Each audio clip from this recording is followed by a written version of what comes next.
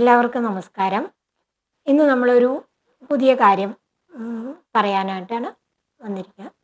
നമുക്ക് എന്താണെന്ന് വെച്ചാൽ ശിവരാത്രി വരാൻ പോവുകയാണല്ലോ. ശിവരാത്രിക്ക് എല്ലാവരും വ്രതം എടുക്കുന്നു.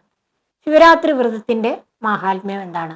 ശിവരാത്രി വ്രതം അനുഷ്ഠിച്ചാൽ എന്താണ് നമുക്ക് ലഭിക്കുക? അപ്പോൾ ഈ ശിവഭഗവാനെ പൂജിച്ചുകൊണ്ട് അന്നത്തെ ദിവസമാണ് ശിവരാത്രി. അന്ന് നമ്മൾ എങ്ങനെയാണ് വ്രതം എടുക്കേണ്ടത്? ഒന്നും കഴിക്കാൻ പാടില്ല ശിവരാത്രിക്ക് എന്ന് പറയും. ശിവരാത്രി തുടങ്ങുന്ന സമയം തൊട്ട് കുളിച്ച് നമ്മൾ ഭസ്മം ധരിച്ച്, പിന്നെ വെള്ളം പോലും കുടിക്കാൻ പാടില്ല എന്നാണ് പറയുക. ഞങ്ങൾക്ക് പണ്ട് മുത്തശ്ശിമാരൊക്കെ പറഞ്ഞു തന്നിരിക്കുന്നത് അങ്ങനെയാണ്. പിന്നെ അത് കഴിഞ്ഞ് രാത്രി ഉറങ്ങാനും പാടില്ല. സന്ധ്യയ്ക്ക് കുറച്ച് നമുക്ക് ഇളനീര്, പാല് അതൊക്കെ കഴിക്കാം. പിന്നെ ഉറങ്ങാനും പാടില്ല. അപ്പോൾ ആദ്യം തന്നെ വ്രതം എങ്ങനെ എടുക്കണം എന്ന് പറഞ്ഞു തരാം. പിന്നെ നമുക്ക് വ്രതത്തിൻ്റെ മാഹാത്മ്യം നോക്കാം.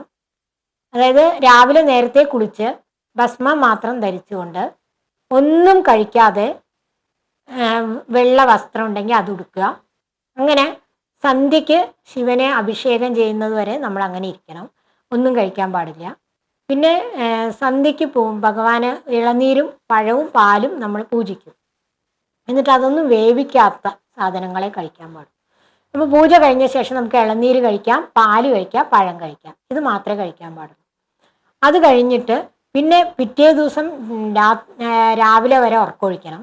എന്നിട്ട് പിന്നെ പിറ്റേ ദിവസം രാവിലെ എണീച്ച് വീണ്ടും കുളിച്ച് ഭഗവാനെ പ്രാർത്ഥിച്ച ശേഷം പിന്നെ നമുക്ക് എന്താഹാരം വേണമെങ്കിലും കഴിക്കാം.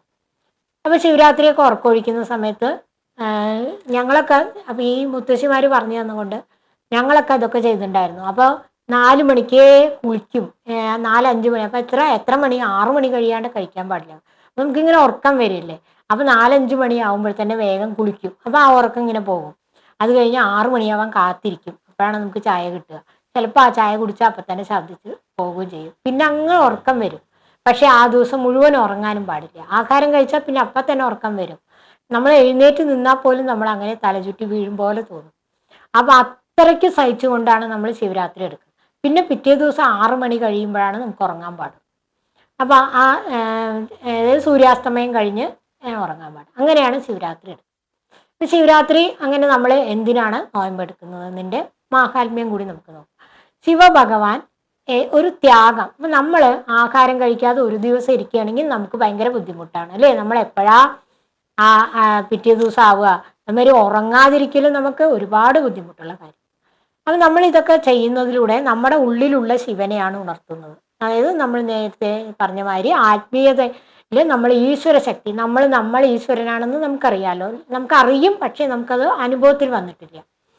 നമ്മൾ ഈശ്വരനാണ്, എല്ലാവരും ഈശ്വരനാണ്. ആ അനുഭവം നമുക്ക് കിട്ടാനാണ് നമ്മൾ ശിവരാത്രി എടുക്കുന്നത്, നമ്മുടെ ഉള്ളിലുള്ള ഈശ്വരനെ ഉണർത്താൻ. പിന്നെ ശിവഭഗവാൻ ചെയ്തൊരു വലിയ ത്യാഗത്തിൻ്റെ കഥയാണ്. നമ്മൾ ത്യാഗം ചെയ്യണം എന്നപ്പോൾ ശിവഭഗവാൻ മാത്രമാണ് അത്രയും വലിയ ത്യാഗം ചെയ്തത്. പാലാഴി കടഞ്ഞുകൊണ്ടിരിക്കുന്ന സമയത്ത് ദേവന്മാരും അസുരന്മാരും, ദേവന്മാർക്ക് ജരാനരകൾ ബാധിച്ച കഥയൊക്കെ ഭാഗവതത്തിൽ നമുക്കതൊക്കെ എല്ലാവർക്കും അറിയുന്ന കഥയാണ്. ദേവന്മാർക്ക് ഒരിക്കൽ ദുർവാസാവിൻ്റെ ശാപത്താൽ ജരാനരകൾ ബാധിക്കുകയും അവർക്ക് അമൃത് കഴിക്കണം എന്ന് പറഞ്ഞു. അങ്ങനെ പാലാഴി മദനം നടത്തുകയാണ്. പാലാഴി മദനം നടത്തി അമൃത് കിട്ടി. അപ്പോൾ ആ പാലാഴി മദനം നടത്തുന്ന സമയത്ത് ഈ പാലാഴി മദനം എന്ന് പറയുന്നത് തന്നെ നമ്മുടെ മനസ്സിൻ്റെ മദനമാണ്. അതായത് നമ്മുടെ മനസ്സിനെ നമ്മൾ നേരത്തെ പറഞ്ഞ മാതിരിയുള്ള ആഗ്രഹങ്ങളിൽ നിന്നൊക്കെ മുക്തിയാക്കി കൊണ്ടുവന്ന് പഞ്ചേന്ദ്രിയങ്ങളെ കൺട്രോൾ ചെയ്ത് അതിനാണ് നമ്മൾ ഈ വ്രതം എടുക്കുന്നത്. വ്രതം എടുക്കുമ്പോൾ ഒരു ദിവസം നമ്മൾ ആഹാരം കഴിക്കാതിരിക്കുമ്പോൾ നമ്മളത് സഹിക്കുകയാണ്. അപ്പോൾ ആ സഹിക്കുമ്പോൾ നമ്മൾക്ക് ആ ശക്തി കിട്ടുകയാണ്, സഹിക്കാനുള്ള ശക്തി കിട്ടുകയാണ്. അങ്ങനെ നമ്മൾ എല്ലാത്തിലും കൺട്രോൾ വന്ന് കുറേ വ്രതം എടുക്കുമ്പോൾ നമ്മൾക്ക് ആ കൺട്രോൾ വന്ന് പിന്നെ നമ്മൾ എന്ത് ചെയ്യും? ആ ഈശ്വരനെ അറിയാൻ നമുക്ക് സാധിക്കും. അതിലൂടെ നമ്മുടെ ആരോഗ്യവും, വ്രതങ്ങളിലൂടെ നമ്മുടെ ആരോഗ്യത്തിനും നല്ലപോലെ നമ്മുടെ ആരോഗ്യം ഒന്ന് ശുദ്ധീകരിക്കപ്പെടുന്ന പറയുക. അങ്ങനെ ഇതിൻ്റെ മാഹാത്മ്യം എന്തുമായി ബന്ധപ്പെട്ടിരിക്കുന്നു വെച്ചാൽ ഈ പാലാഴി കടയുന്ന സമയത്ത് വിഷം പൊങ്ങി വന്നു എന്നുള്ളതാണ്. അപ്പോൾ ആ വിഷം കാളകൂട വിഷം പൊങ്ങി വന്നു. അപ്പോൾ ഓരോന്ന് പൊങ്ങി വന്നപ്പോൾ അതൊക്കെ ഓരോരുത്തരെടുത്തു. പക്ഷെ വിഷം ആരെടുക്കും? വിഷം അപ്പോൾ പറഞ്ഞു വിഷം ഭൂമിയിൽ വീണാൽ ഭൂമി നശിച്ചു പോകും. അപ്പോൾ അത് എന്താ ചെയ്യേണ്ടത് എന്ന് അറിയാണ്ട് ഇരിക്കുന്ന സമയത്ത് ശിവൻ പറഞ്ഞു, ശ്രീ ശിവൻ ഭഗവാൻ പറഞ്ഞു, ശിവഭഗവാൻ പറഞ്ഞു, ആ വിഷം ഞാൻ പാനം ചെയ്തോളാം. അപ്പോൾ എന്താണ് അവിടുത്തെ ആ മനസ്ഥിതി നോക്കൂ. താൻ നശിച്ചാലും മറ്റുള്ളവര് നന്നായിരിക്കണം, തനിക്ക് അപകടം പറ്റിക്കോട്ടെ എന്നാലും വിരോധമില്ല, ലോകം മുഴുവൻ നന്നായിരിക്കണം.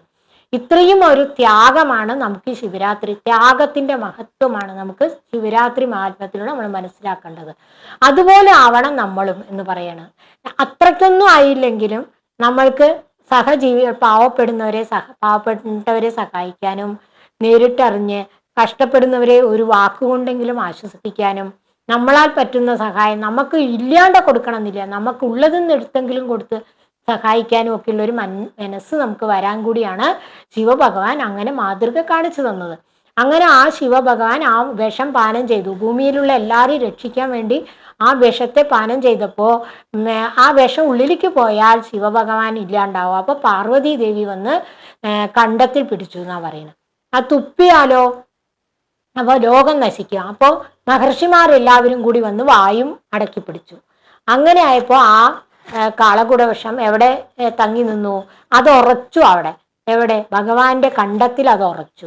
അതുകൊണ്ടാണ് ഭഗവാനെ നീലകണ്ഠൻ എന്ന് നമ്മൾ പറയുന്നത്. അപ്പോൾ ശിവരാത്രി എന്ന് പറയുന്നത് എന്താണ്? ഒരു ത്യാഗത്തിന്റെ കഥ കൂടിയാണ്. അപ്പൊ ആ ശിവരാത്രിക്ക് ഭഗവാൻ വിഷം കത്തുപോയാൽ ഉറങ്ങാൻ പാടില്ല രാത്രി എന്നുണ്ട്. വിഷം തീണ്ടിയവർക്ക് രാത്രി ഉറങ്ങരുത്. അപ്പൊ ഭഗവാന്റെ ആരോഗ്യത്തിന് വേണ്ടി, ഭഗവാന്റെ കാര്യത്തിന് വേണ്ടി എല്ലാവരും ഉറക്കമൊഴിച്ചിരുന്നു. ഭഗവാൻ ഉറങ്ങാതിരിക്കാൻ വേണ്ടി നമ്മളും ഉറക്കമൊഴിച്ചുകൊണ്ട് ഭഗവാനെ ഇഷ്ടപ്പെടുന്ന കലാപരിപാടികളും ഒക്കെ നടത്തിക്കൊണ്ട് അങ്ങനെ ഭഗവാനെ ഉറക്കൊഴിപ്പിക്കുകയാണ് നമ്മൾ ചെയ്യുന്നത്. അങ്ങനെ നമ്മൾ ഉറക്കൊഴിക്കുന്നു. അപ്പൊ അങ്ങനെ നമ്മൾ ഉറക്കൊഴിക്കുന്നതിലൂടെ ഒരു ദിവസം നമ്മൾ അങ്ങനെ ത്യാഗം ചെയ്യുമ്പോൾ നമ്മളുടെ മനസ്സിന് അത്രയ്ക്കും പരിശുദ്ധി ഉണ്ടാവും.